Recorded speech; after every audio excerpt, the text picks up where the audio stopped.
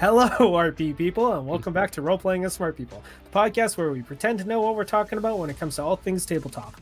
My name is Santa, and I'm glad you can join us. As always, joining me is Mr. Finders and Scott W. Say hello, guys. Hello, guys. Craig. Yeah, totally. That's the bot from Discord, guys. There's better services. On tonight's episode, we are doing a bit of an homage to our second episode, which was simulation versus playability. And today we're doing rules light versus playability. So now, in principle, rules light are kind of meant to be extremely accessible, which kind of goes against, are they playable? Yeah, they are playable. But when it comes to the game, is there a way to go too far, and does simplifying it so much tend to lose kind of what makes it magical? Let's get the conversation going. What's the pros and cons of a rules light system? Pros first. Scott, what are some positives? I don't know, like speed of play and ease of learning the rules. Yeah, for sure. What about you, Finder? You got any? I wish I'd gone first because that's what I was going to say. Yeah, and I think also another positive thing about rules lights is it allows you to be kind of creative with, in some regards, it allows you to be creative with your character creation by just kind of using the rules, but usually they're kind of vague, so you're able to almost impose your own idea onto it. Although that can also be a con because there is the paradox of choice, where when you have all options available, people tend to shut down. It's like, I can't make a decision because there's too many options available. Whereas when you narrow those selections down, people now can comprehend, oh yeah, I can do this and this and this. And sometimes that helps spur creativity. I mean, one of the things that I have found is that in my own creative writing, putting bounds around what I'm doing forces me to become creative because there's a problem and I can't just do anything. I have to draw upon these limitations that I've sort of set for myself, and it can create a more interesting character by having those boundaries in place. So if there's no rules, or rather it's so wide open, it can do a couple of things, right? It can stall people from being able to make a decision, and you may tend to just go with the uh, more accessible or the easy because it's the one that comes to mind first, right? So I don't know. It can go both ways for me. That can also be a con. And I just killed the conversation. No, No. I was actually just thinking, I was like, you kind of have a point there, because even like when I was thinking about my own way how I create characters, I like reading the book and kind of finding neat little ideas to latch onto, either from character creation or from like a certain edge you can take, or even like skills that you'll look at and you're like, oh, you can do this with this skill. Oh, that's kind of neat. And I kind of build off that. So I see what you mean on that one for sure. But I don't know. Then you kind of have also the polar opposite of that. Like, I know, Scott, you love Dungeon World. It's you. You do. This is fast. It's fast and easy. It's very fast and easy, but I hated the character creation, and it kind of just it's just kind of dull. Yeah, I don't think either of you guys really took a shine to it. Actually, No, not really. Like, Well, I think my problem with that though wasn't so much the game. Now, okay, when all of the paladins are the same, or when all of the thieves are the same, or whatever, I realize that there's some variability later on that you can possibly get into. yeah. But at the beginning, it can feel kind of hampering and kind of stale. Mhm. My biggest issue was I just couldn't do anything. I mean, with only 2 or 3 dice, and you have to hit like a 6 or whatever. It's like, 7 well, crap. or better. Come on. Yeah. Yeah, Well, but I mean, even then, you even if it's 7 or yeah. better, the average of a D6 is a 3, which means I'm failing on average. And so you get this envision of this big, awesome paladin guy that just charges into battle and lays waste to monsters, and that's not how reality works. for the Yeah. dice. No, it's an So, interesting point too on the math. Like yeah, and I don't know. I just think it's a fast and easy way to, I don't know, scratch an itch, maybe. Yeah, like for like a one shot, or Yeah. if you have it, like I brought this up in the last, not I forget which episode it was, a couple episodes ago, I think, where I think it's a good refresher RPG if you're not looking to really fully commit into a long term campaign. And you just kind of want to couple down just in order to refresh you for your larger campaign that you plan to do down the line. Like if the GM himself is like, well, I got to prep the campaign, I'm not really ready for that right now, or he just simply doesn't want to hop into one right off the hop after dealing with you guys for about a year already on the same campaign. Like, it's a good refresher, but most of the time you're doing, like, the general population is doing a fantasy one. So to try and hop from a fantasy game of long term to a minor one that you're planning to do like a session or two, it almost kind of seems redundant. Yeah. Yeah, and I think that's kind of how I just have this like Powered by the Apocalypse bug every once in a while that gets into me, and I know like sometimes the fastest way to get into a game is to just do something super simple and super easy. Yeah. Instead of the slog that can be character creation sometimes. well, and I will say the fun part about that game, I think, was the pre-game setup where we were Hmm. talking about the world and as a group constructing some of the tropes that were going to be present in the world and how the world was evolved and morphed based on our conversations. That to me was a lot of fun. That was probably more fun than the actual character itself. So, Oh man, then I got a game for you to play. That's all Yeah. it is. That's all the game is, the setup of the game world. is it dialect? It is not dialect. Oh man, for life me having a complete moment where I can't think of the name of the damn game. I feel like that's the theme of this episode, where it's just Jesus, like man. everything's just seems to be coming a little bit slower to all of us. Yeah, Alzheimer's Sunday. I'm sitting down and I'm like, I can't see the goddamn book on the shelf. There's two of them, but that's kind of the point of the game is you kind of you sit down and you have these index cards, and again, it's a gimmick game, right? It's a rules like gimmick game. You have index cards, and the index cards one way, vertical represent eras, and then the other way they're like these epochs, and you can say, okay, well, the beginning of our game is, man reaches the stars. Cool, that's the beginning, and the end is, there's trouble brewing on the frontier of this nebula. Now let's talk about what goes on in between and start creating some story elements to fill out the world and flesh it all out. And then, in a game of itself, you do that. But then I've always used it. Okay, cool. Now we've all created the setting, because you ask quite people like, hey, what's something that you absolutely want to have in the game? Okay, cool. I want elves in the game. Okay, cool. So elves are going to be in the game. Now, what's something we don't want to have in the game? And people start throwing stuff out like that. And then you just have conversations when people disagree with some things. And so it's kind of nice where you can kind of narrow down. And because really, when someone makes a character, they're literally telling you what they want to see happen in the game, by what they put on that sheet. Mhm. And so I think it's a really good way of figuring out what everyone wants. And then it helps the GM drill down into, okay, cool, here's what we can do. I mean, but the gimmick side of it is, and this is kind of I have an issue two ways on this, is you sometimes end up with shit you don't want to run.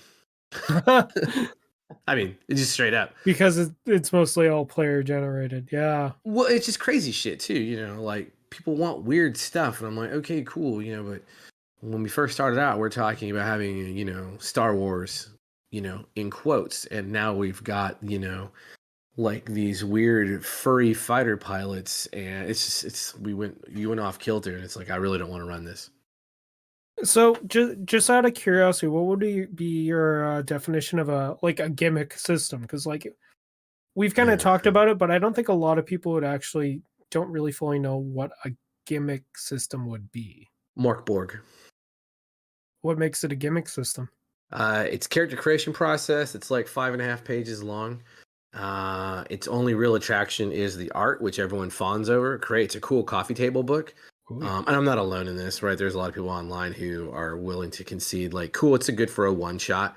But that gimmick is, okay, cool, we're gonna make characters. Everything's totally random. You make these weird, edgy, heavy metal characters, and they're gonna die no matter what, right? Okay, cool. And I know you can obviate that rule, but that's not really the intent of the game. The gimmick is you make characters, it's super edgy, you're all, the Cure plays in the background, and you go and do weird shit. The end. No, Like that's sorry, if I ran Morkborg, I would probably run you guys through Death Frost Doom using Morkborg, because that adventure dungeon is perfectly coupled to a game like Morkborg. yeah. And I would agree 100%, especially with the Morkborg is kind of a coffee table book, because me and Finder literally bought it after seeing some pictures that you sent us on it. And we're like, that is so beautiful that me and him literally bought it the same day. Yeah, it's not saying we can't play it. I have no issue playing it, running it, whatever we want to do. It doesn't bother me at all. I mean, it's it works for what it is, but it's definitely a high gimmick. And it's definitely the most successful gimmick system, I would say. Oh, I mean, yeah, they're making a gajillion dollars just with the same gimmick over and over again. What do they got? Markborg, Orkborg, Pirate Borg. I even saw one supplement which was just called She, which was about a female T-Rex in battle armor. Yeah, just it kind of is one of those things. I mean, more power to them. It's it is cool. It's just go find me the actual play with Morkborg campaign season 1 episode 46. You're not going to find that. Yeah, well, although the average game doesn't last more than what we said. Yeah, right. So that's interesting, right? Is gimmick really more important than, I don't know, is pretentiousness of longevity a good phrase? I kind of think. I think the longevity. It's kind of funny because like you're even saying that, but I think even an RPG that tries to tailor it towards longevity, I mean like really long campaigns, is almost a gimmick into itself on the opposite spectrum, because you're not trying to say, oh, this is this will be done in 3 or 4. You're like, no, when you play this, like let's say 5e, you're going to be playing a 1 year, 2 year campaign. And it's trying to sell you on the fact that you're going to do that, when most people, it's like, hey, you got to level 5, then the group fell apart.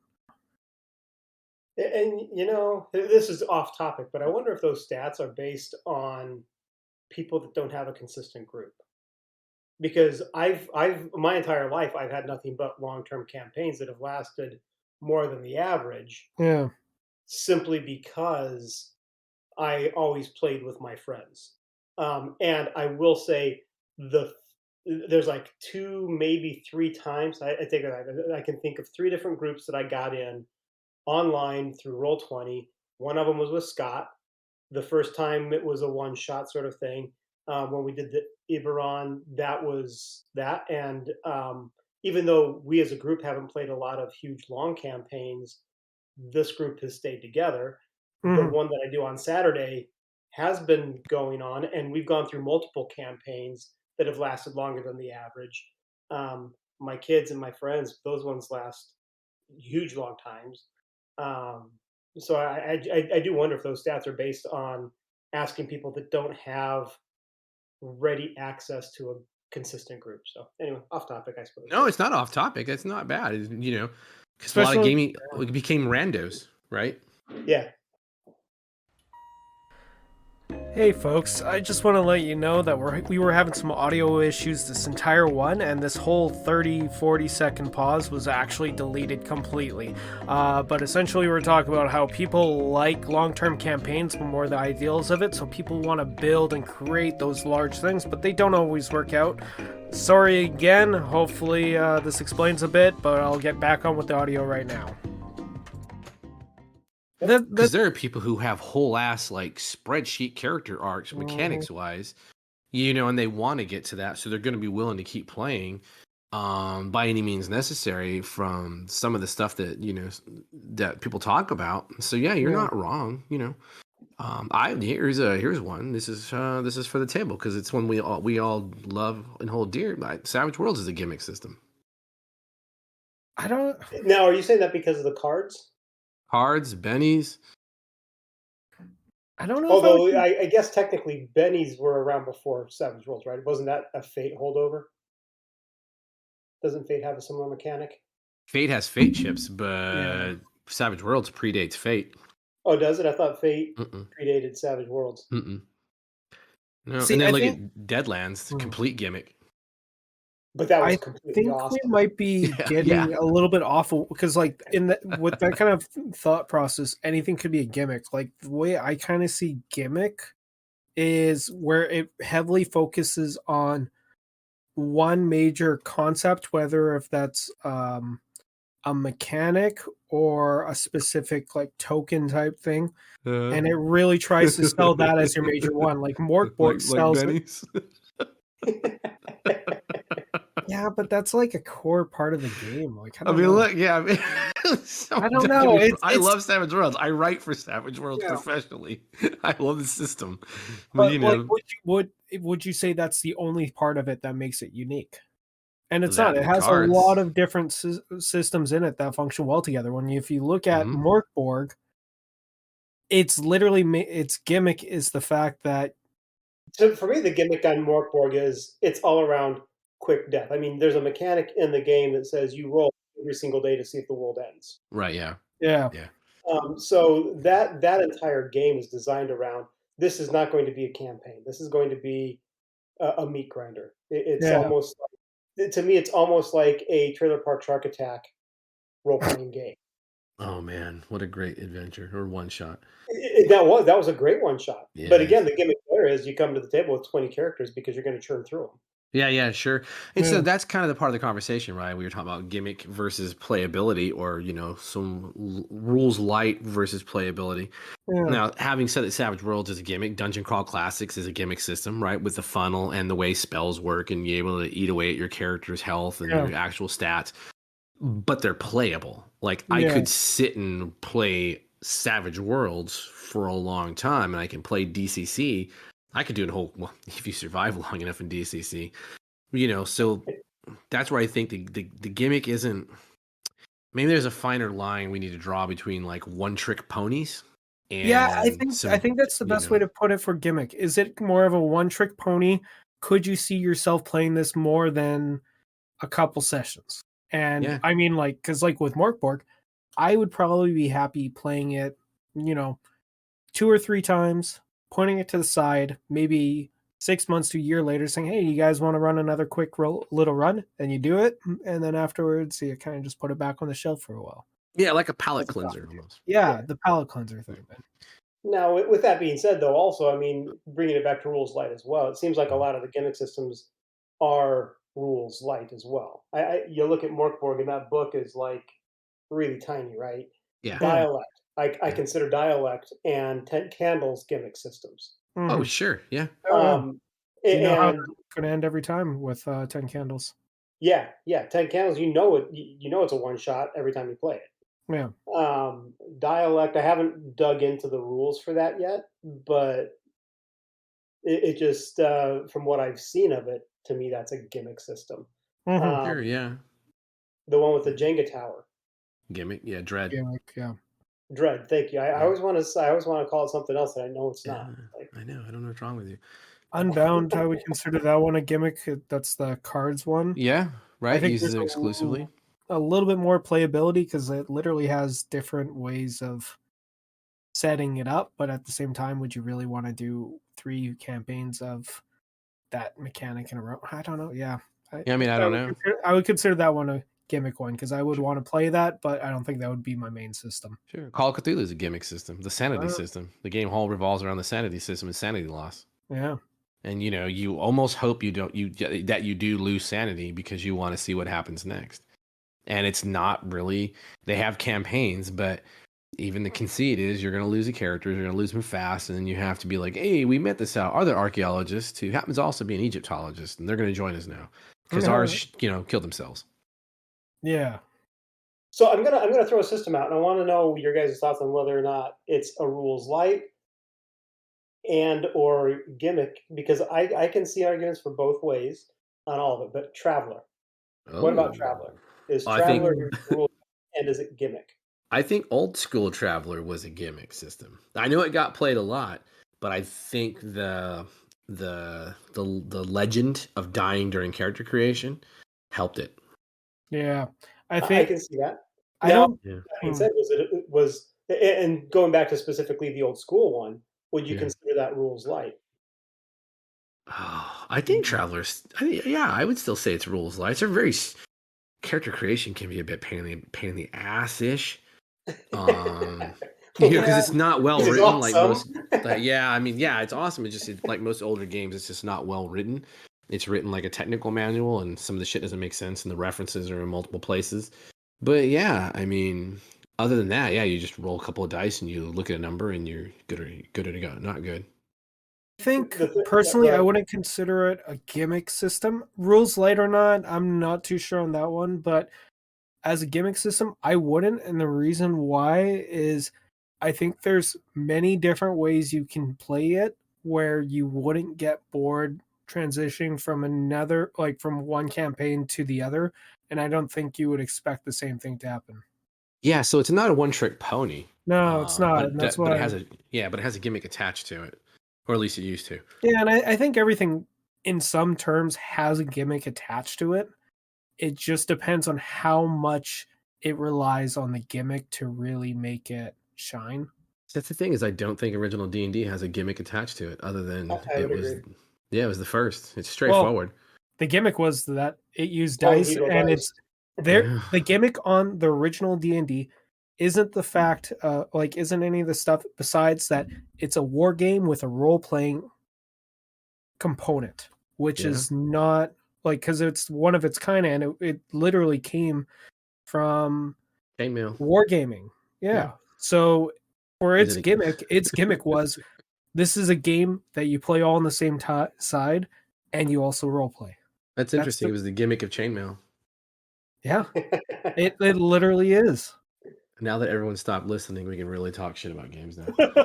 No, fuck it. It sucks. No. Yeah, I don't know. This is really interesting because like I'm kind of finding it interesting because I came in here expecting something else, and mhm. this is actually going to a route that I'm really enjoying. Well, and so Finder said, most gimmick or one trick pony systems are rules light, Yeah, and the only real counter I have, I'm thinking real hard right now. The yeah. only real counter I have to that would be fantasy flight games as Star Wars, L5R, and Genesis. Its gimmick is the narrative dice, but it's definitely not a rules light system. And I know people will be like, "It's rules No. light." Like, okay, cool. Tell me about your technical pyramid and your character class pyramid and every other pyramid that's in the game. And you got to cross index and spend hundreds of points and then spend your experience points, right? So it's not really rules light, but the gimmick is But are those definitely one there. trick ponies though? They're not really one trick, like I don't because think it's a one trick pony. I don't think it's a one trick pony, and I think the dice that they added into it is a gimmick. Yeah. But I don't think the system itself, the origins of it, like if you look at because which edition is it that has the dice? Fourth? No, fifth. Yeah. Fifth. Cursed fifth. But if you look at the other ones before that, I wouldn't say system wise they had a gimmick. They had kind of their own special gimmick when it came to the lore, but the system wise, I don't think it was a gimmick system. Yeah, no, it's the dice that make it the gimmick. I mean, other than Yeah. that, there's Star Wars, West End game Star Wars. It's not a Which is gimmick. the best. Oh, that's It totally really awesome. is the best of the Star Wars. And I would say their gimmick was the book itself because the book Yeah. was phenomenal to read. I mean, And it was the ads for droids and the right. cruise lines going to exotic planets was Officially just brilliant. licensed, so you got all Yeah. the cool art. I mean, yeah, It was well awesome. done. Yeah, and it's playable and it's rules light, really. Yeah. Man, And I don't know. And I think even like we're talking about, with rules light and all that stuff. And I think the reason why, because we still hear about Morkborg. And we're like, when was Morkborg even released? It's now over a year old, I think, right? probably a little bit older than that, but I Yeah. don't know offhand.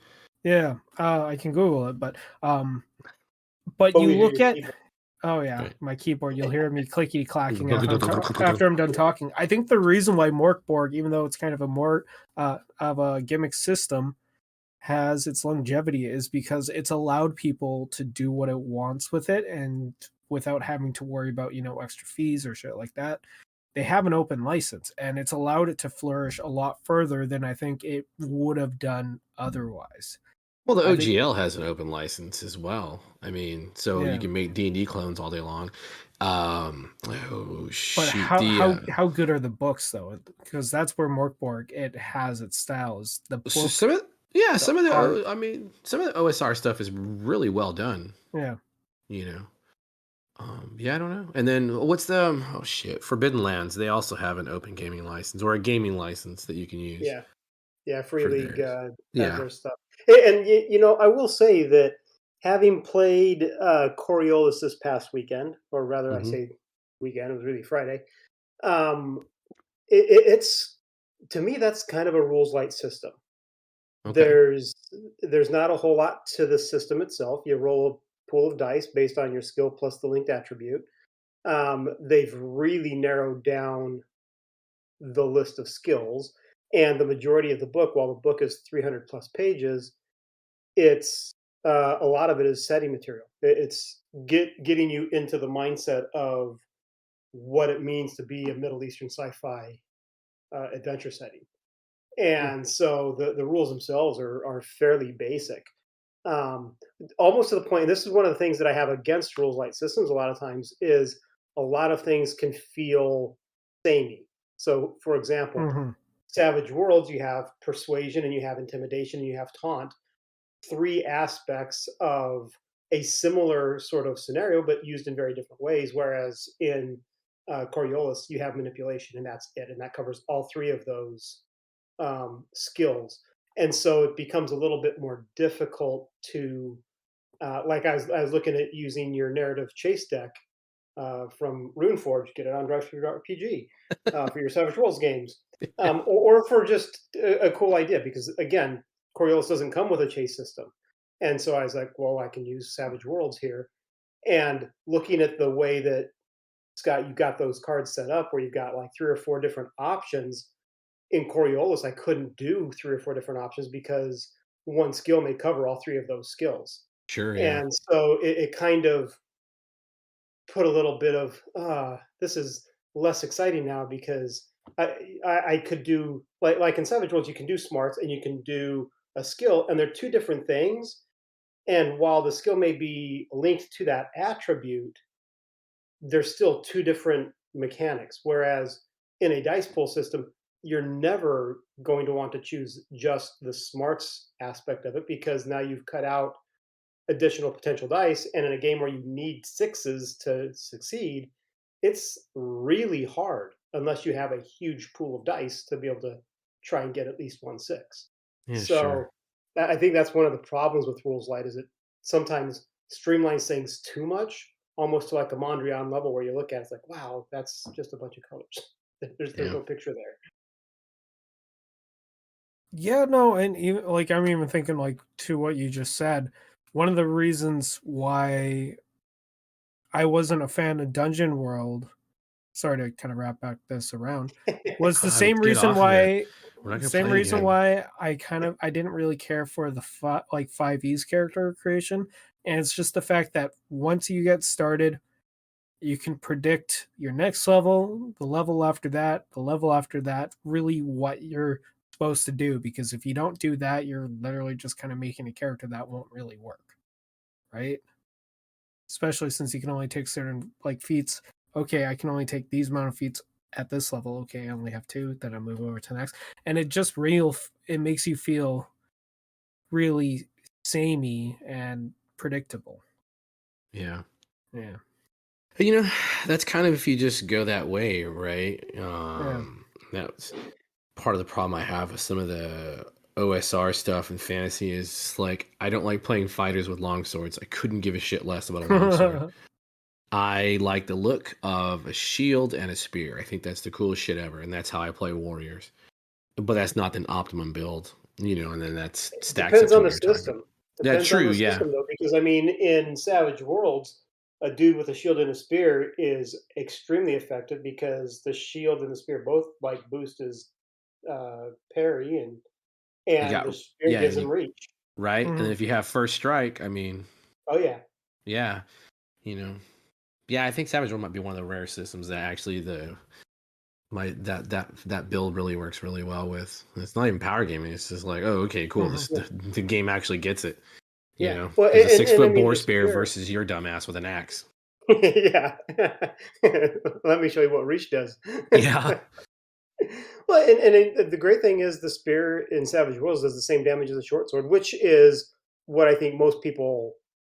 I mean, when we say long swords, Mhm. I think a lot of times we're picturing more of a short sword because short Oh swords my weren't god. just short. I mean, Let's not get into this. This is a whole other episode. It's a great other episode. It really is. I'll write it down. Oh my god. You have no idea. There's people like vibrating in anger through time and space at what you just said. Man, I already can. Yeah, I can feel it. I'm like Ben Kenobi. It's, I'll just say I was surprised at how long a short sword is when I saw a real short sword. I was like, yeah. I mean, yeah, that's a 24 short inches sword? or so. Yeah, Yeah. they're bigger than people think. Oh, it also kind of depends on what region. Like if you're looking at like a cestus, that might be like 1.5 feet, which is still an impressive length if you really think about it. But Yeah. Well, really, it's the intent of use. You know, Yeah. Roman swords were meant for stabby, unless you were a cavalry officer or a noble, and then you had the slashy. Mm-hmm. Those are official military terms for Rome. I'm sorry, Stabicus and Slashicus. Stabby, slashy. Well, Well, I mean, the what does that military did depend come on? up with walkie-talkie as well, so. That's a true statement. True So statement. can you think of any rules light systems that actually do it well that you could see yourselves playing for more than like a couple sessions? Dungeon World. I don't have the power to mute on this one. So. I don't know. What do you guys Yeah, got? you got the bill. You got the power of post-production, though. Yeah. Oh yes, I do. It's not the same though when they. It's not the same when they don't know that they've just been fully muted. I got one, and I think the reason why it works, I'll say it afterwards. But Monsters of the Week, I could probably play that one on a regular basis. Like if you're doing like 2 sessions every month, I think I could play that one for a long term. Really? And I'll tell you why. Because that one, it's almost made to be played episodic. And that is a gimmick that is not used enough in games. Because how many, like, it's the same thing. Like, I'm just going to bring, because the closest like thing that you can think of it for that is Buffy the Vampire Slayer. You know exactly the shit that she's going to be kind of getting into every single episode, but you still do it because you know that there's going to be something different and it's still going to be fun, and there's probably going to be a gimmick that's thrown into that episode that's not in any of the other episodes. So you can do a lot with the same character without it feeling like tacked on. Like for instance, like Buffy the Vampire Slayer, they had one with a demon where everyone had to sing. And it was hilarious. It's one of my favorite episodes with that. And then it's like, okay, that happens, but it's all finished up in the next one. Okay, what's happening next? I don't know. Let's have a TV demon that's sucking out the souls of people who are watching it too long. Like you could do something. And then the next and as long as it's done in an episodic manner, I feel like that one could be a good, fun RPG for a longer term. Yeah, maybe buy this stupid. Okay. What, Monsters of the Week? Yeah, I think I have I think I own it in PDF, but I don't know if I own it. So you talk about the Savage World, because Savage World has a version, right? Yeah, East Texas University. Well, there's an official version of Savage Worlds as well, I believe. Of Monsters of the Week, really? Mm-hmm. Yeah. Huh.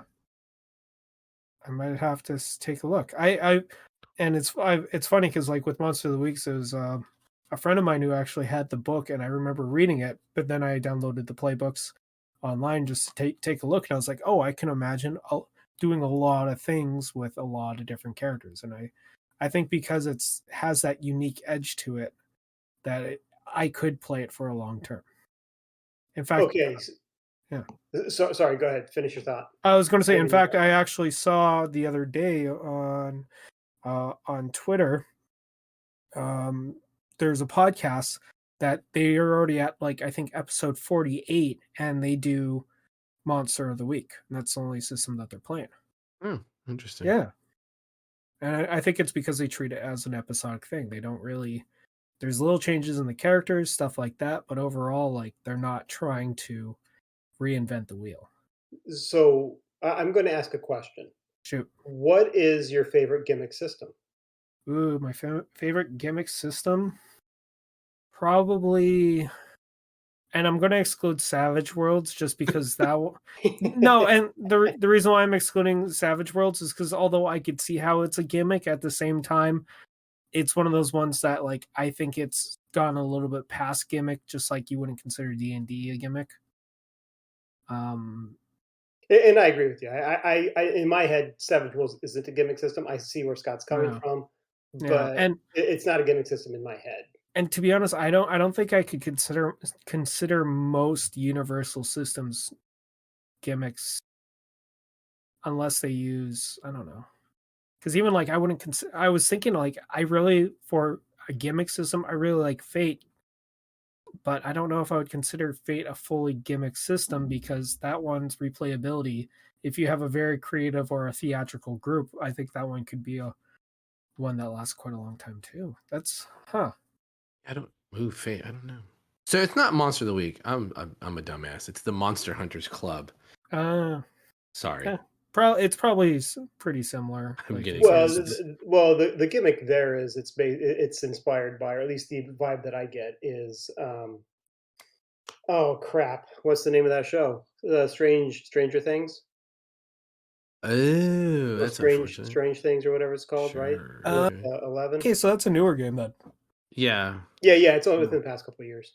Yeah, but you also have Monster Hunters Incorporated, which is based on the MHI novels. But Scott, do you have a favorite gimmick system? Savage Worlds? Can I not say that? No. You consider a gimmick system. You can say it if you want. Shit, like favorite gimmick system or favorite game or gimmick game? Gimmick. Well, whichever. I mean, it doesn't matter. Because if it's game. Let's go system, system, I would probably say PBTA. Just because you can really after all that shit talking. Yeah, no, but I was shit. No, but Monster of the Week is PBTA. It is. But it's the Dungeon World part that I don't really like, and yeah, I would still have to go with Monster of the Week probably for my favorite gimmick game. There you go. Yeah, I think my favorite gimmick game is Spirit of 77. Oh yeah, you talked about that one quite a bit. I love that stupid game. Yeah. See, I will play that if I get to play. If we can do a Starsky and Hutch style. I mean, that's exactly what it is. It's every 70s TV show and movie you could ever imagine rolled into one game. See, we could do like Starsky and Hutch and Shaft. Like absolutely. And right. Shaft. Oh yeah. Starsky Hutch, and Shaft, are chasing, the I don't know, the Jello Banditos or some weird shit. I mean, it's the weirdest shit. I don't know. For system, maybe I think I'm with you. I think PBTA is my favorite gimmick system. Yeah, and it's funny because like I don't think I'd I think I would play Apocalypse World, but I don't know if I would actually really want to play it more than one kind of game of it. Yeah. So did Finder have a? Did you already say Paranoia. this? No, Paranoia. Paranoia. Oh yeah. Ooh. That's a gimmick system. There you go. How we forget I didn't even think of Paranoia, to be honest. I didn't really think of it as a gimmick system, but it is. It hasn't been in the gamer consciousness for a long time though. I mean, it's like it's got new versions, but you never hear about it. It's because it's problematic. I think the reason why that one isn't really in the player scope is because it's a game that you really need the right people in order to play it properly. You need the right GM, which is I think the problem with Low Life as well. As much as I love Low Life, that is not a setting that I could run. I can play in it, but I can't run it. I have a minimal knowledge of Low Life. Would you be able to explain it to me in the audience or the audience? Sure. It's post-apocalypse. It's post-apocalypse where it is every bathroom joke you can think of rolled into one. And I realize that's oversimplification, but I mean, you have sentient Twinkies, you have sentient Yeah. poo, Yeah. you have it's like the entire all of the aspects of humanity remain, and they still refer to humans as humans. And there are very clever plays on words that get you there. Um, it's basically just post-apocalypse playing anything but human, playing bugs, playing slime, playing these weird mashups of they're called tisents, Mhm. and it's like it's an amalgam of all sorts of things just thrown together. Uh, the artwork is absolutely phenomenal.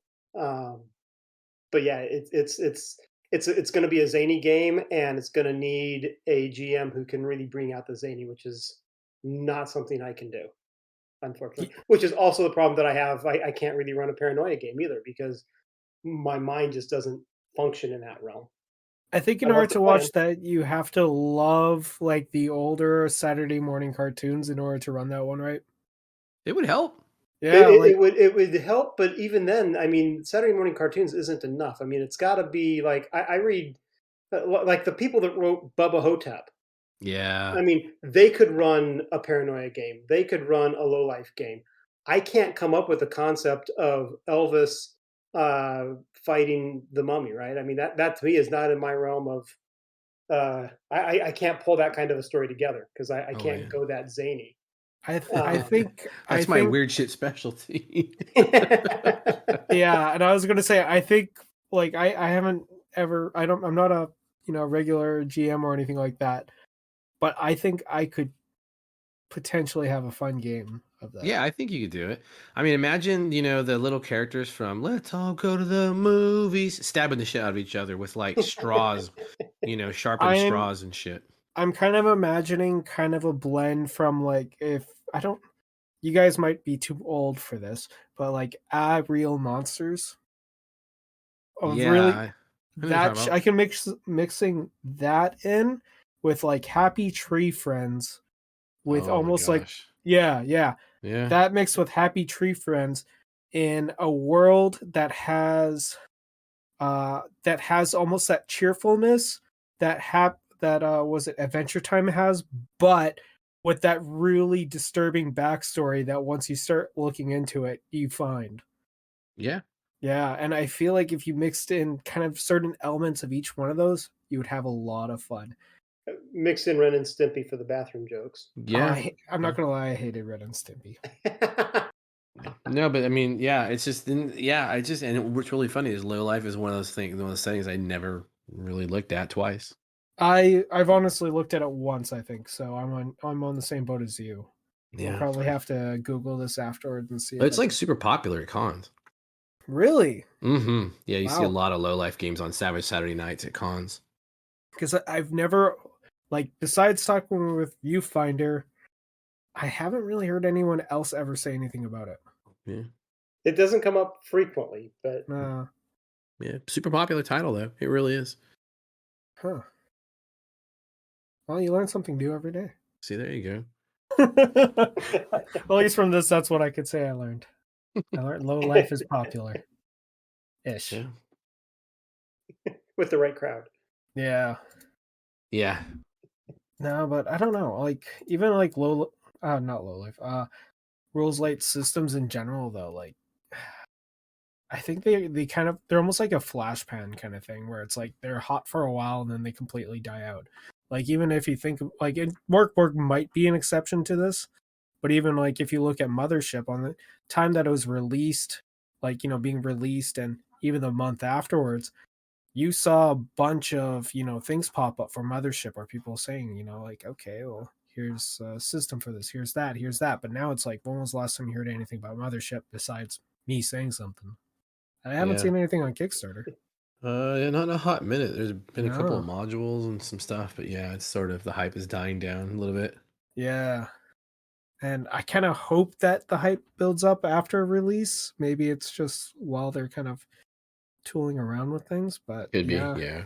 Because even Morkborg, it was in 2020 and it's only getting massive now. So it was released, I think it said October 2020 or some shit like that. That makes sense. Yeah, so like I don't know. Like even like Morkborg, you look at it, they even have a war game that someone came up with Oh it. yeah, sure. Sky's the limit, right? I Oh mean, yeah. I think my favorite rules light system is Shadowrun or Cyberpunk. Huh. Apparently Morkborg is an OSR system. Technically, Yeah. technically. Your favorite system, why don't you love it more? So OSR isn't really a system; it's a kind of Mindset. A mindset? yeah. It's a mindset. It's a methodology of game design. But I mean, yeah, it uses all the D&D dice and tropes and stuff. Yeah. Yeah, like I don't know. It's kind of its own thing. But, it's weird. There's these games that are in these weird spheres. Like if there's a Venn diagram of OSR, for sure. No, I actually don't. I thought OSR was kind of like old school D&D kind of style stuff. Like It is, but I mean, Morkborg. I mean, if you want to go that, if that's your starting point, Morkborg doesn't play anything like old school D&D. yeah, I kind of You see it know. almost like a mashup of D&D with, oddly enough, PBTA. Yeah, a little bit, right? Yeah, and then there are people who are like, OSR is, Traveler belongs in it. Well, no, it doesn't. Warhammer belongs in it. No, it doesn't. It's just weird. Like there's just like this Venn diagram that kind of is OSR. And some people are purists. It's a weird thing. So what would you, out of curiosity, what would you what makes it an OSR if it's not the mechanics? For Morkborg? For like, because you're saying there's a whole diagram and everything like that on it, and for me, I thought OSR was like, okay, it's a D20 damage is going to be usually different types of dice based off the weapon, but yeah, I don't know. Now I'm kind of like, since you said there's a whole different route to it, I'm kind of curious how so you would. 90% of people agree with you that in order to be an OSR game, you have to essentially be a clone of original Dungeons and Dragons, Yeah. or use the mechanics used in original Dungeons and Dragons. All the polyhedrals. But but what I meant is there are people who consider any game from like the 80s back to be part of that OSR movement. Yeah, any of the really old games that you can find. So even Cyberpunk, 2013 is an OSR style game, but it's not. I don't consider it OSR, but I understand the conceit is that the original seeds, kind of belong in that sphere. But yeah, I think in general for an OSR, you're going to have to use the full polyhedral set. So the majority of your framework is Dungeons and Dragons. Interesting. Yeah, it's a big bitch fest online. Hey, it's Santa again at post-production. We had another error right here, just letting you guys know, but we were pretty much talking about how the conversation itself has become more and more about gimmicks, which is not necessarily a bad thing, but a lot of people don't like hearing about how their system might be a gimmick system, even though, nothing wrong with gimmicks. Everything has a gimmick. It's just such a weird conversation. That's fair. Everyone's mad because their favorite game is called out for being a gimmick. I'm sorry, it just is. Right? There's very few role-playing games that aren't gimmicky. I mean, if we really want to get down to brass tacks, it's really just a ground truth. There are very few games that aren't gimmicky. And then most of the games just have some weird gimmick to them. And then there's a whole slew of games that are just really awful and they don't have gimmicks, but they also don't deserve to be played. So no, so even what we're saying though is the gimmick is what makes games interesting and playable. I mean, yeah, at the end of the day, right? Yeah, there's got to have something to it, because that's a lot of folks at the OSR is like, okay, cool, I made old school essentials. Okay, cool story. You redid Dungeons and Dragons. I don't really need to give you money because all I need to do is play original Dungeons and Dragons, which I have. Everyone who's a gamer probably has at least a PDF of.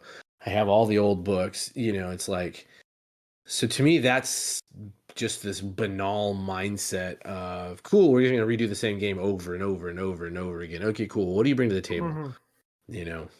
No, like even with the gimmicks thing, like I think a lot of people when they hear the word gimmick, they almost kind of put it into a negative light. Like they're just Yeah. like, oh, it's just a gimmick. It's like, well, everything's just a gimmick. Like for instance, your guy's new fancy mic that I don't have yet because the wifey has said, oh no, your wife mic just works fine. Has a mute button where if you touch the top it mutes, which is so cool. And it's a gimmick, but it's an awesome gimmick. You want to know the truth? You don't got to touch the top. You can just get close to it. True story. Yeah, it picks up your Wow. heat, your body heat. You guys are just trying to make me jealous now. I told you. I told you. All you got to do is be like, oh, Zencaster has an update and it only works with this microphone. Yeah, she's not going to believe that for a second. She doesn't know. She And be like, listens. she'll be like, I'll show you the webpage. Oh, the webpage won't load. I wish I would have screen captured that. Oh my god. But Yeah, you're I'll not just- wrong. yeah, no. You're not wrong. I mean, yeah, I don't think gimmick is a negative term because most of the gimmick systems, most of them we talked about, I really love. Dungeon Crawl Classics is a very fun game, and I would love to run a campaign of Dungeon Crawl Classics. But it's definitely a gimmick system. Oh yeah. But I mean, so fucking- the the fucking detriment though, dice. to me Go is ahead. the one-trick pony.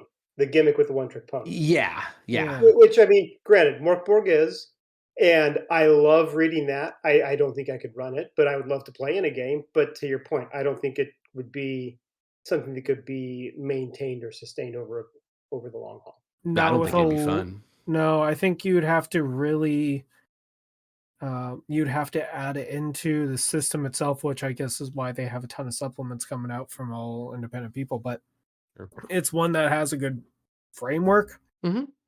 but it needs other things added to it to make it a long term. Yeah, sure. That's fair enough. I mean, man, I Yeah. would really just shit on Morkborg. We can shit on Mothership for a little while if you guys want. Well, I think it's a one-trick I pony haven't too. played it, so I can't. We Yeah, have we- played it. we Played played one session of it, and One unfortunately, session. it ended a little abruptly. But It it did. was I was having a lot of fun with it. Are you having was- fun with the system or with the characters in the adventure? Good question. I don't know the Ooh. answer to that because a lot of the rules. I don't know if we did a whole lot of die rolling, right? I mean, there's a lot of role playing. No, and You guys did some that- dice rolls though. we You guys did made your dice rolls. saves to get out of cryo freeze and not That's you true. know. He made his what agility or whatever the hell save it is to before he just got slammed to the floor. Yeah, Finder hat threw up. Remember? So Yeah, he threw up. yeah, and so he Mm. failed his crowd sleep. We did some fun obviously. things. You No, guys it were was- making the fear checks because your ship was taking critical hits left and right. Yeah. The one thing I'm kind of thinking though is like, Mhm. although I would say yes, Mothership is definitely kind of a gimmick system. The replayability of that one, I could see that one being a lot higher than Morkborg's, just for the fact that you can do a lot of fun, entertaining things. And But to me, it depends. I don't know how deadly the system is. Oh, here we go. Well, no, I mean seriously. No, yeah, you're not. Morkborg dies, right? I mean that's the whole Yeah. thing. Savage Worlds has a deadly system, but it also has a way to counter that so that you can not die, right? I mean, you got the Benny mechanic to help you soak rolls. If you play smart, you can avoid death by taking a smart approach to combat. With Mothership, I have no concept of what combat looks like in Mothership. And to be Yeah. fair, Because even Mothership, they say it's like combat should be not your plan A, not your plan B. It should be like your plan Z. So even in the rules, it's like, even like from like the devs and all that, they're like, no, you should really reconsider if you're just going to try and fight something head on, which then creates Which makes more the of game a not as much fun for me because honestly, I'm a murder hobo. yeah. I mean, I like playing games where I get to fight and Yeah. beat things up because Sure, yeah. that's the fun part. I mean, Yeah. I'm But 50 years old. I've done a lot of role playing in my life. I mean, I role play Oh. every day at work, so There you go. I role play being interested in work still. exactly. I Yeah. think we all do. But I think whether the playability for Mothership more relies on, do you have players who want to just hack and slash, or do you have players who kind of want to almost know that they're on the back foot and trying to make the best of a bad situation to see how well they can do? So I think the playability of it would be higher than Morkborg's. How much it is, it's hard to say just because the full rules are not out yet.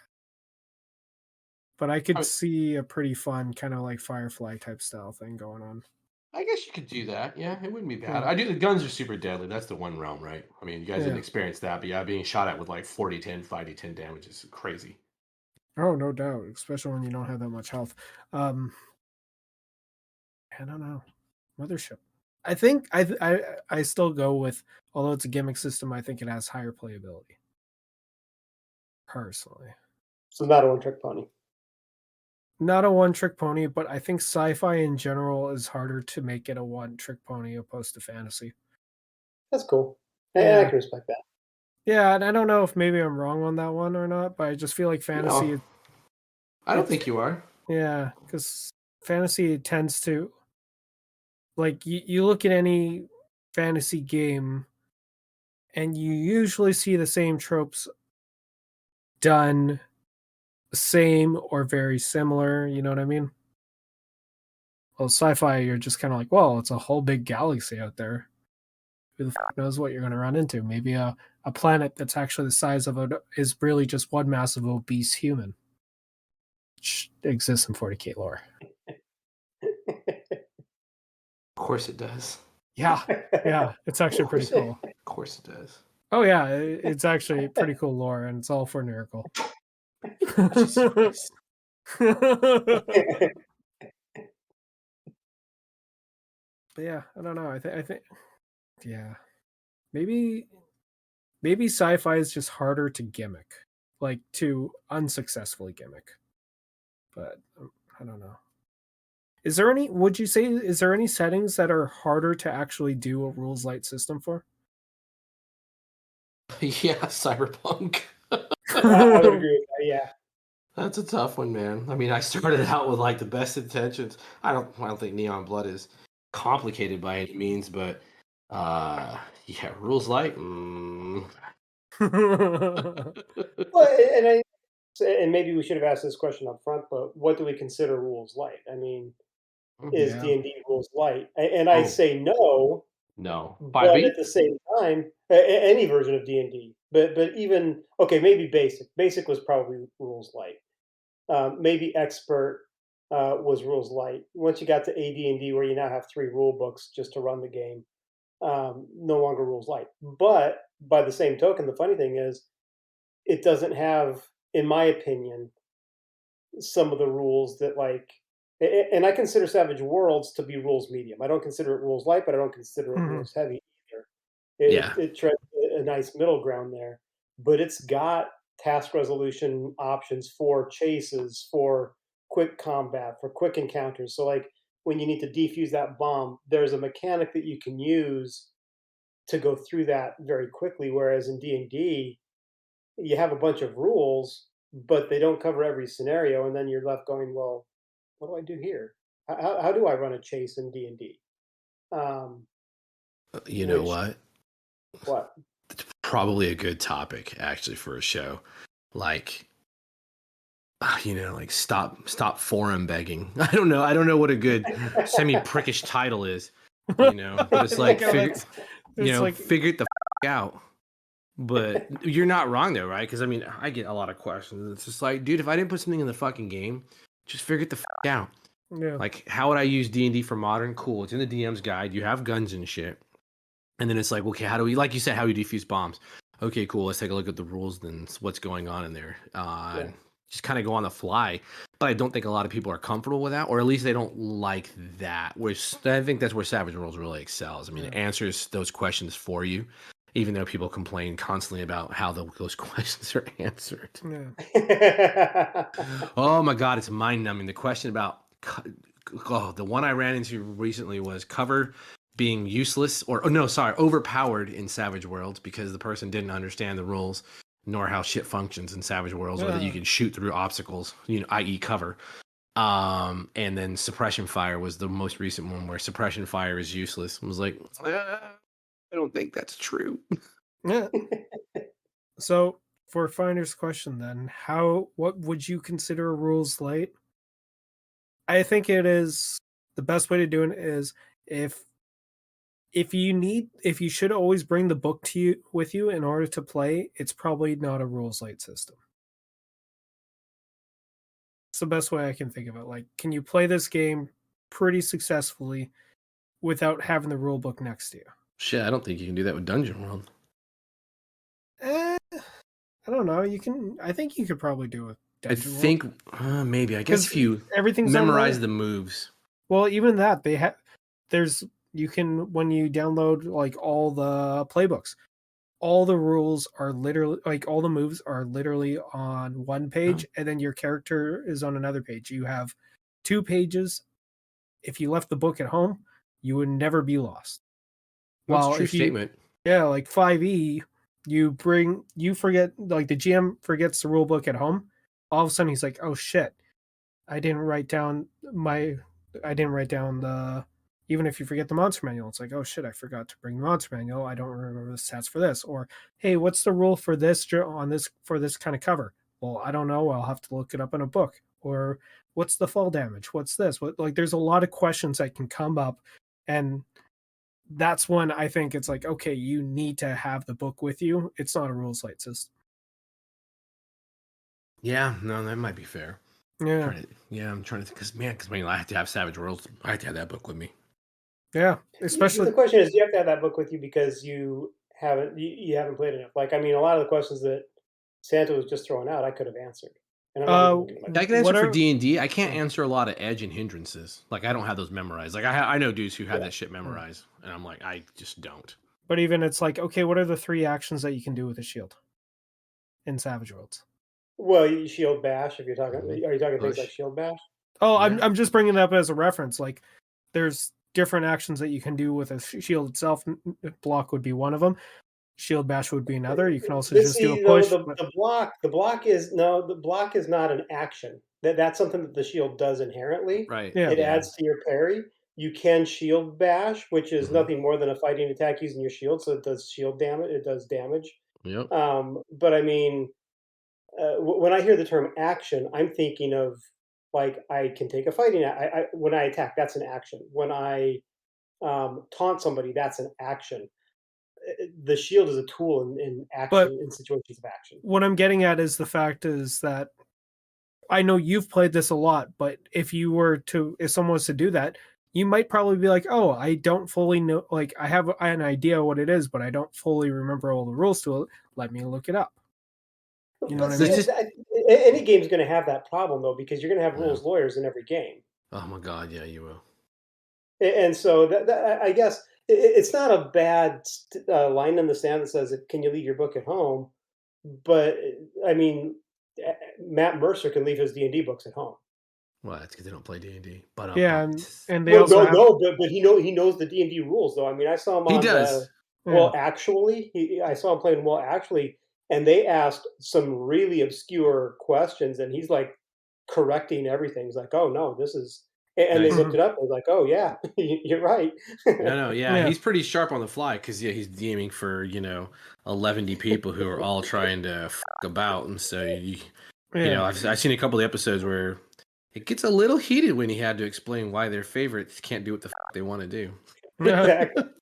But like he's an outlier to the rule, but for the average person, they wouldn't be able to quote as much, and having that book around would be very important. Same with Savage. You're kind of an outlier because you've played it now for how many years? Like, you are probably more well versed in it than some people who actually work in at Savage Worlds. Yeah. Well, you're bullshitting. That's no bullshit. That's legit. You probably know more than some people who work there, and that's just for the fact that they've been playing it for a few years and they've been working there for a few years, but you got almost a career's worth of time invested into the game. That's why he is the Runeforge's official technical advisor. Yeah. He thinks of shit I never think about. Yep, that's why I have to mute him when he starts talking about Savage Worlds too much. I mean, I love Savage Worlds, and I really just use crib notes. I use not the GM screen, but the little. Mostly it's the kind of extra shit you can do. But I mean, honestly, I think I've been back to playing Savage Worlds and writing for it now for a little bit now. Yeah, and I think I'm right back to where I was in the saddle. Or just of like, what shit does, and You know, there's a couple of little changes that are like, oh, that's different. Okay, cool story. Now I got to figure that one out. But yeah. Well, we started playtesting your game that you're currently having for Savage, which I don't think you want to. With Task Force Raven? Okay, yeah. I mean, I don't mind mentioning it. It's okay. I wasn't too sure. I just didn't want to, all of a sudden say something. You're like, oh, you got to delete that shit. But anyways, no. I'm not fully back in the saddle yet for Savage Worlds, but creating that character with you guys last Wednesday, I was starting to remember why I like this system so much. And that was kind of it. Like when you guys mentioned, oh, we're doing Savage Worlds, I was like, oh yeah, okay, that's cool. I've played it before, that's cool. But like I was excited to play, but I was just like, yeah, okay, I kind of know where to go. But then because it's been like what, over a year that since last time we played? Easily a year since last time we played, you almost kind of forget why you enjoy it. And just doing the character creation, I was like, this is why I first started really liking Savage even before I played, was I'm having fun making a character while you guys are just shooting the shit, and in between of me actually, asking a couple of questions here and there. Yeah. And I think Finder mentioned it before. People were like, "Oh, some of this shit's kind of the same." I'm like, I don't think you guys could not have made two completely different operators than you did. Which is ironic because they also complement each other. They really do, but that's kind of, I'd like to think it's probably the genius of the design behind it. I'm just, if I had to put a pin in this. No, hopefully it works out well. We'll play. Well, I've got interesting ideas of what to do with you guys, and as we play this campaign and test shit out and see what happens. I've seen what you posted on Discord today. I'm kind of worried about what you have planned for us now. What? Oh, yeah. I thought about that when I was in the shower this morning. I was like, I probably ought to talk about this topic. The topic is interrogation for anyone listening, because, like I said, unless you've been interrogated. You really probably don't have any business discussing the game table, because you're just gonna, people are gonna go full stupid with it.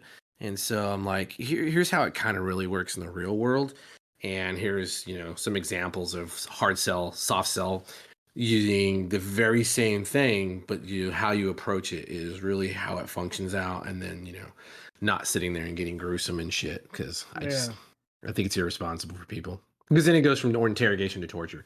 And, you saw where I defined the difference between interrogation and torture. And I know there are people who will be like, oh, the same thing, bro. I'm like, okay, cool story. No. Uday Hussein tortured people. Yeah, I didn't get through all that because I was eating dinner when I was. Oh, yeah. It was a lot. I just opened my phone. I opened my phone for a second. I was like, oh, what did Scott say? And I looked through it. I'm just like, this is a massive wall of text. I don't even know where to start. I'll check on it later. Yeah, I just bounce shit off you guys, because I'm like, in my head, it sounds good. It makes sense. And then, like, when we start making characters. Well, I think you can maybe take, for that thing, you could probably take a little rule that they have in PBTAs with the sex moves. So stupid. Where it's a fade to black moment. That's kind of what I did. I just didn't want to call it lines and veils or anything, because that shit's so overused in common parlance. Well, yeah, you just gotta look at the sex moves, man. It'll always teach you the right way. No. I hate you so much. I know you do. My God. I'm gonna put that disclaimer in the front of any game I write. There are no sex moves in this game. You want your game to sell, don't you? Yeah. Yeah. So at the beginning, you should say, see page X for sex moves, and when they go there, it's just there are no sex moves. It's just big giant middle finger. Yeah, I was just thinking. It's a QR code for OnlyFans. Oh my god. Actually, now I want to write OnlyFans, the PBTA game. Right? Yeah, it's just crazy. Yeah, I don't know. We've gotten way off topic. Yeah, I think it might be. Yeah. What was the topic again? Quirky games, one-hit wonders, gimmicks. No. I don't know, whatever. I mean, Dragon Age, the role-playing game, was a gimmick. It had, it all rolled around the stupid rolling doubles, and then You got to get points based on the doubles, blah blah blah, and then but the problem with that is like you want to leg sweep someone. Most systems allow you to leg sweep, but not that system. You have to do it if you roll doubles and if you have the points to spend. It's a gimmick that failed. Yeah, I think you could also consider, and I think this is Who's eating? Wait, you could hear that? Oh yeah. Can you guys? The mic is not mute. Yeah, the mic is not muted. I think it was supposed to be muted. It's supposed to be muted. What the heck? Is your light on? My light was off. Were you eating chips? No, I was getting ready to pull out a Twizzler. I know. Twizzlers are awesome. Whole goddamn world heard it. Russian listening posts heard it. The Russians, they've heard it. Well, I'll have to see why that's happening. There's a fucking number station right now talking about your stupid Twizzlers. I've been tapping my mute button all night, thinking it's working. It's like, well, crap. Told you there was quite a bit of him on this one. It turns out that Finder was using his mic from his computer and not actually his new fancy mic that he bought that I'm jealous of. So, yeah. Well, I think that's the first time it didn't work. But what I was about to say before I was so rudely interrupted by the Twizzler break, was I think you could also a successful what was it? Gimmick system, I would say probably Numenera. Oh, shots fired, but you're not wrong. And again, like the only reason why I'm saying it's a gimmick is because a lot of the times all the character creation is it gives you a sentence that you pretty much have to finish. I'm a noun who verbs. Yeah, essentially 100%. Like it's almost like those freaking it's like a game built around ad libs and it works. Yeah, basically. That's the crazy thing about it is it's an ad libs game that works because they went stupid with how they do their target numbers, and that is the dumbest system I've ever seen in my life. You think so? Yes, it's so not straightforward. How do you generate a target number to know what you have to roll? No idea. Can you do it offhand? No. Oh yeah, so it's this fucking stupid math that is unnecessary. Yeah, I like the lore of it. I think that's why I like it. Well, the lore is that's also the other problem I have with it is human beings, especially people who believe they're intelligent, they don't understand 9 billion years is not what they think it is. There are no flashlights made today 9 billion years from now that you're gonna find and pick up as tchotchkes. It's just that's not reality. So the timeline is just so far off that we can't comprehend that kind of time, and they went way stupid on the timeline. Yeah, I think the 9 billion years part, it is definitely kind of especially if you're dealing with a world that's literally all nanobots at this point, like, and been destroyed over and over again, right? Yeah, why would you be able to find a toaster that definitely the AdMech would have found before then? Yeah, it's just dumb. They should have went shorter, taking inspiration from Destiny. I think the world of Destiny is perfect for Numenera. I think Numenera is just the sequel to 40K. Oh man, look at you! You're going hard. I'm going at it hard, man. Prove me wrong there, folks. I don't know. I think 40K's lore is at least more interesting. I would give it. It's more interesting, the older stuff. The newer stuff I'm kind of on. But... Yeah. I don't know. There's all kinds of weird gimmicky systems, though. Oh, yeah. I feel like we could record a whole episode that's actually just about the funness of gimmicks. Yeah. I mean, there's cool shit in every system. That's the thing. And you want to extract that stuff. And I think it's okay to do that for the most part. I like the usage die from the Black Hack. I think it's a very clever way of keeping track of things. That way you don't have to do something crazy like have critical fumble tables where your weapon breaks. No, just have a usage die. That's it. Yeah. Like what else? Like the Numenera thing. Yeah, I'm a blank that blanks. That's actually a really good way to get someone's character concept down on a character sheet. Mm-hmm. And that's my favorite part of it all is just like creating the characters. It does give you a lot of avenues for creating something that feels unique and would be fun to play. I prefer completely random character. I like Morkborg's randomness because I really don't like people telling me how they were born. I want Yeah. the gods to give you a character that may or may not be what you wanted and see what you can do with it. Now, here's a question. And would you be able to make a game that's full system is built off of charts? I mean, like, you know, like randomized charts where it's like, called okay, Traveler. is everything not everything is based off it, but I'm talking about like everything. Like they want to do a fighting action, okay? Roll a d20, and it's not going to be like, oh, Yeah, you it's rolled a 6. that's called Rollmaster.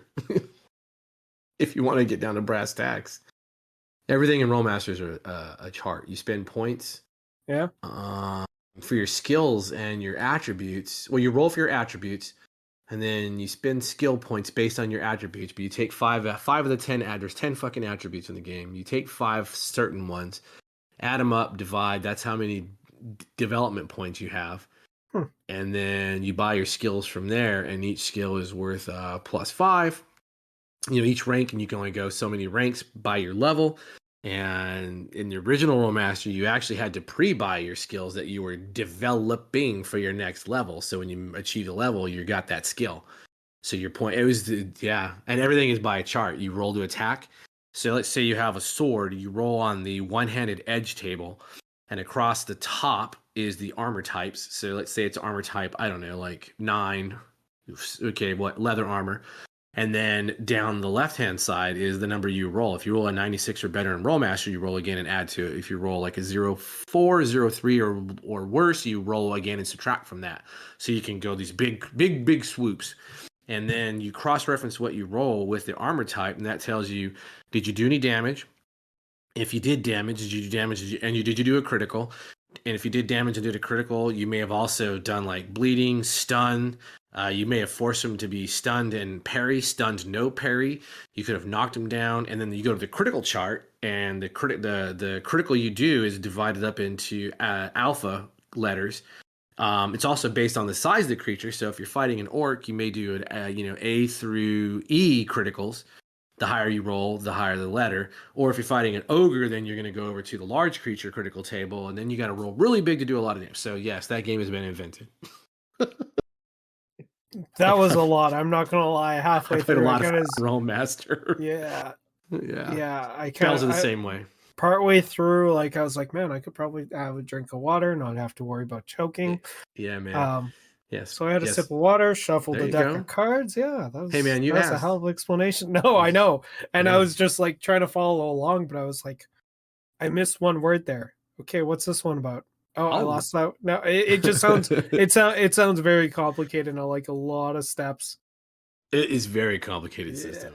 I run it for you guys, but we'd take 4 hours, if not a day, just to make characters. And then, like I said, your first level mage is going to do nothing at all except light a campfire, and it's going to take you 3 rounds to get the spell out. Shit, that's excessive. Yeah, it's just stupid. Finder, what do we learn? We learned that gimmicks are not bad, necessarily. One-trick ponies are not, most systems have gimmicks.